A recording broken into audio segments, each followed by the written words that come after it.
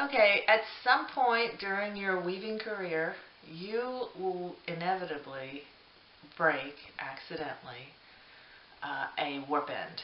And it happens for various reasons. It's pretty common, and I wanted to show you how to troubleshoot the problem. So if it ever happens while you're weaving, you'll know how to fix the warp end without having to start over. So what I did was I put sort of a sample warp on my loom, and I just started weaving it in plain weave.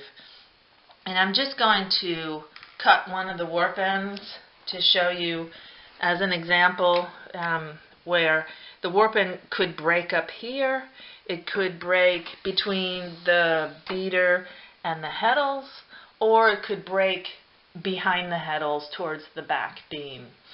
Either way, wherever it breaks, you're still going to fix it the same way. So I'm going to break one of the warp ends up here so I can show you how to get it fixed. I'm just going to pull one of these up and give it a little snip so you're weaving away, and all of a sudden, pow, that happens. So don't panic. It's going to be okay. I just take first of all, you need a T-pin or some kind of pin, larger pin, to secure the new warp end to the fabric. That's something that most people have around. You can get them at craft stores and stuff. What you're going to need also is a length of yarn to replace the warp end that broke. So if this warp happens to be about 3 yards long, so I'm just going to give myself a nice generous size piece of yarn to replace it with, and I'll just do about 3 yards, 3.5 yards or so. Just plenty extra so that you can really tie it up well. So I've got about 3.5 yards here. What I'm going to do is I'm going to take this to the back of the loom and start off back there. So when you get to the back of the loom, you want to get your cones or whatever you use for your floating selvage and wrap this new warp end around the cone. And take the warp end, and you're going to put the new warp end through the heddle where the broken warp end was. So you have to find it. And I can see the broken warp end is up here in the front.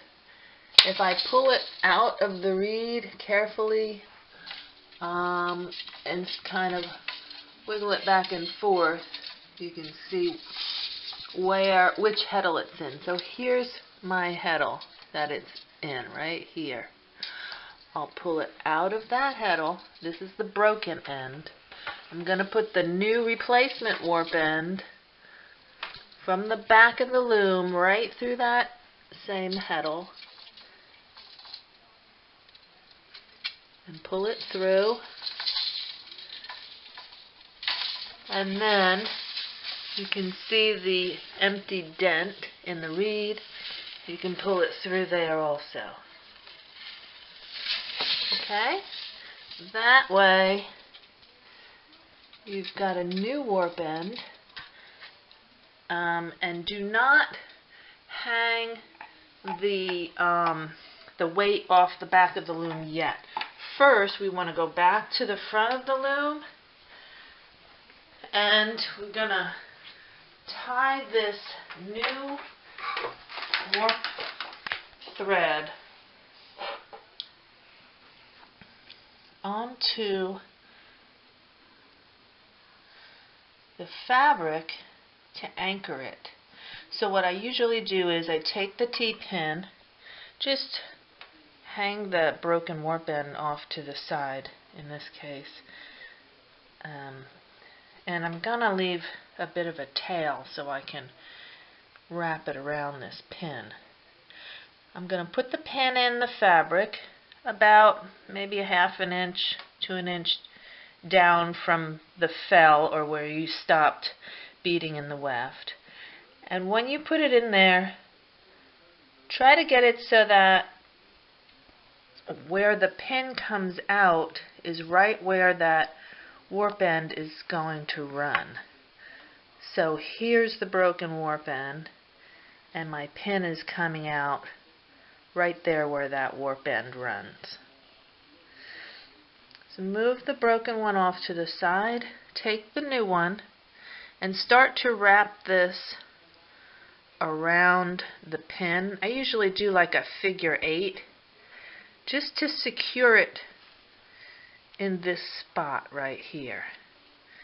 Just wrap it around several times to make sure it's nice and secure and anchored to the fabric, so that when you start weaving, you're going to weave, if you can, if you have some of the broken warp end, you can leave that and weave the new end and the old end together for a little bit, and then you can cut this off wherever you want to. But the whole point of it is that you want to overlap these two in the warp for a little distance, just so that you've got this splicing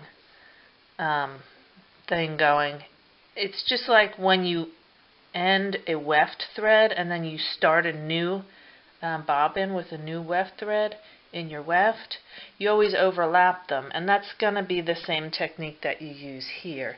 It doesn't have to be overlapped this long, but overlap a bit so that it's secure when you finish your piece. Then you can always just trim off the tails wherever they stick up out of the fabric later on. So once you have this secured to the fabric in the front like this, you can see the new warp end is sort of in the new place where the old warp end broke. You can go back to the back of the loom and just hang the weight off the back of the loom. I think I have to wrap it a little bit more so it doesn't hit the floor. So hang this weight off the back of the loom in line with where the old end was. And here's the old end. You're just going to let the old broken warp end just fall down. You're not going to weave that. So here's your new warp end. Now as you advance the fabric, as you weave, you're going to need to come back here like you do with your floating selvages, and as this draws up to the top, you're going to have to, of course, undo this and let out some more of the thread until you're done with the piece. So kind of treat it like one of your floating selvages from here on in.